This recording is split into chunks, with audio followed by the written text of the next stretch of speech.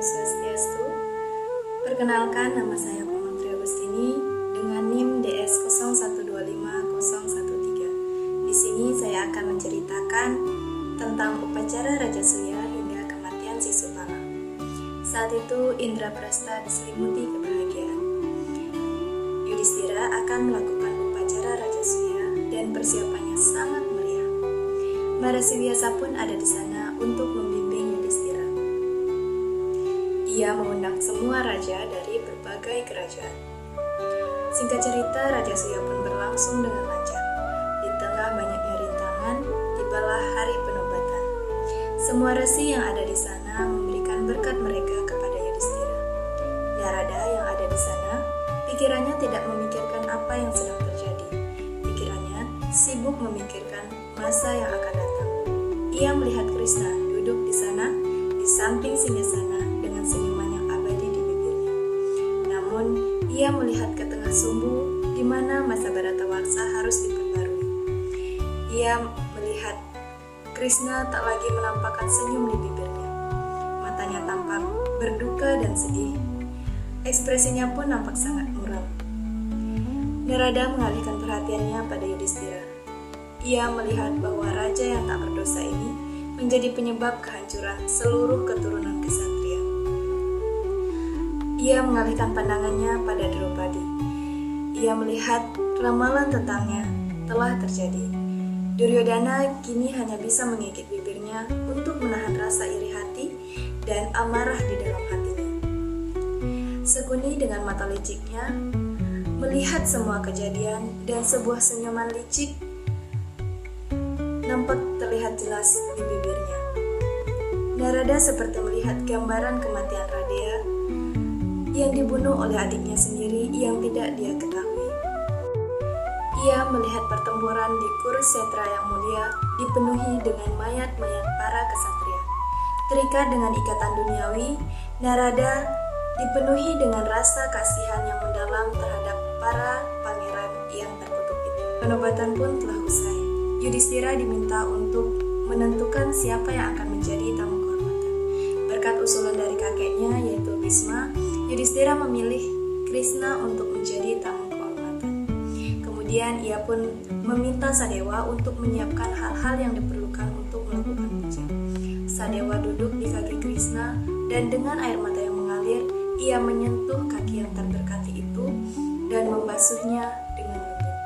Arghya diberikan dan puja pun selesai. Semua orang yang ada di aula itu terdiam dan saling menatap karena tidak setuju. Tapi tak ada seorang pun yang berani berkata. Hingga Sisupala pun berdiri dan menyatakan keberatannya. Ia melontarkan kata-kata yang tidak baik kepada Pandawa, menghina Krishna dan merendahkan Bhisma. Karena dikuasai oleh amarah, ia terus menghina Krishna, Bhisma dan juga Pandawa. Bima yang sudah tidak bisa lagi menahan amarahnya ingin membunuh Sisupala. Namun dicegah oleh Bhisma karena yang akan membunuh Sisupala hanyalah Krishna dan hal tersebut sudah dititahkan oleh para dewa. Kemudian Bhisma menceritakan tentang kelahiran Sisupala yang terlahir seperti raksasa, memiliki 3 mata dan 4 tangan. Ketika ia diletakkan di pangkuan orang yang akan membunuhnya, maka bagian tubuh yang jumlahnya berlebih itu pun akan hilang. Saat itu Krishna melihatnya, dan Sisupala pun diletakkan di pangkuan Krishna. Saat menyentuh pangkuan Krishna, tangan dan mata yang jumlahnya berlebih dari Sisupala pun menghilang.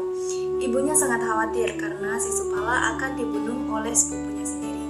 Lalu ibunya pun memohon kepada Krishna. Karena kasihan kepada bibinya, saat itu Krishna berkata, "Aku akan mengampuni ratusan hinaan yang akan dilontarkan oleh Sisupala terhadapmu."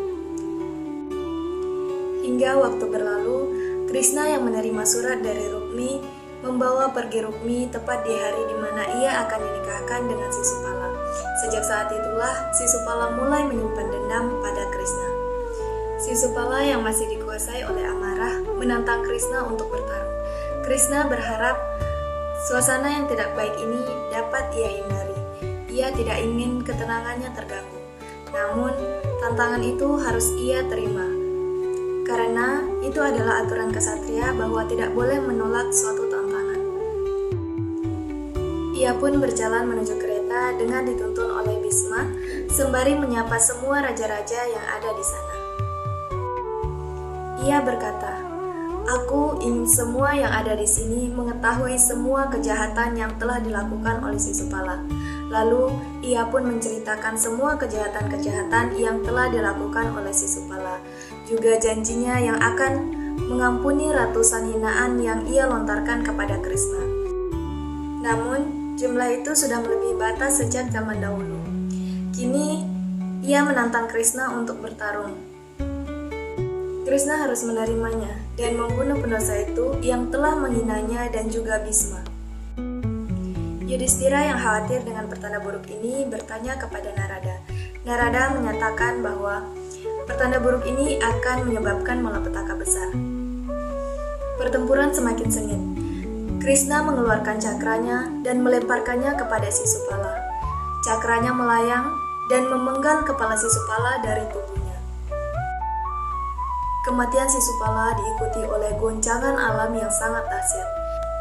Pertanda buruk ini merupakan pertanda malapetaka yang besar akibat dari kematian Sisupala.